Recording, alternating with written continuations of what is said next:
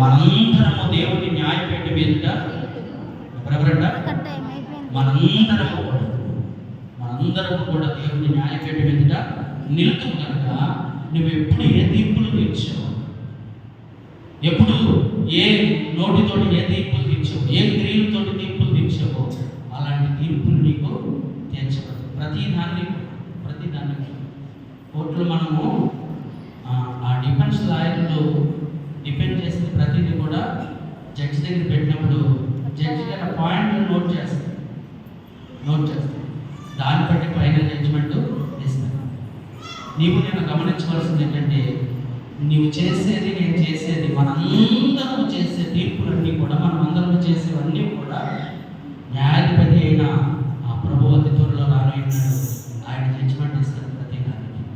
అందుకని దేని గురించి తీర్పు తీర్చదు.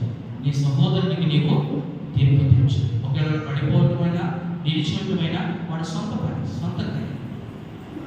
ఒకవేళ వాడు పడిపోయాడు కదా నువ్వు సంబరపడితే ప్రభువే వాడిని నిలబెడతాడు. అయిపోయిందిరా ఈ పని అని నువ్వు తీర్పు తీర్చు. ప్రభు నిలబెడితే పడగొట్టేవాడు ఎవడు కూడా లేడు. ప్రభు పడగొడితే నిలబెట్టేవాడు ఎవడు కూడా లేడు. అందుకని ఎప్పటికీ కూడా నీవు తీర్పు తీర్చు. తీర్పు తీర్చుట నీ పని కాదు, అది నా పని. అందుకని స్వార్థ యోహానులో ఉన్న సద్గుణాలు 7 విషయాలు మనం ధ్యానం చేసి మనం ఆలోచన చేసి అవలంబించుకుంటే మనం కూడా అటువంటి తీర్పులు తీర్చి, లేకపోతే మన నోటి మాటలను బట్టి కొన్ని అధికారికంగా అనాలోచితంగా తెలియక మనం అంటున్నాం, కొన్ని తెలియక అనేస్తూ ఉంటాం. అవి కూడా మంచిది కదని పత్రిక పాఠ్యభాగం తెలియజేస్తుంది.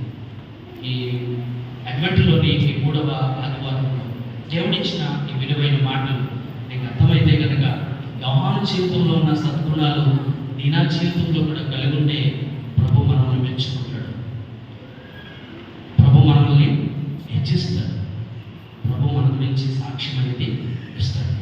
అలాగే పత్రిక పాఠ్యభాగంలో ఉన్న సారాంశం అనగా తీర్పు అనేది మనం తెచ్చుకుండా మనకున్న పరిధిలో మన విశ్వాస యాత్రలో వాక్యాన్ని ఎరిగిన వారిగా వాక్యానుసారంగా జీవించుకుంటూ ముందుకు వెళ్ళిపోతే న్యాయాధిపతి అయిన యేసుక్రీస్తు వచ్చినప్పుడు నీ నా నమ్మకత్వాన్ని బట్టి బలా నమ్మకమైన మంచి దాసుడా ఇదిగో మీకు సిద్ధపరిచిన స్థలంలోనికి లేదా మీకు నిర్ణయించిన దీంట్లోనికి ప్రవేశించండి అని ప్రభు చెప్తున్నటువంటి కృప పరిశుద్ధాత్మ దేవుని సహాయము మనందరికీ అనుగ్రహింపబడును గాక. దేవుడి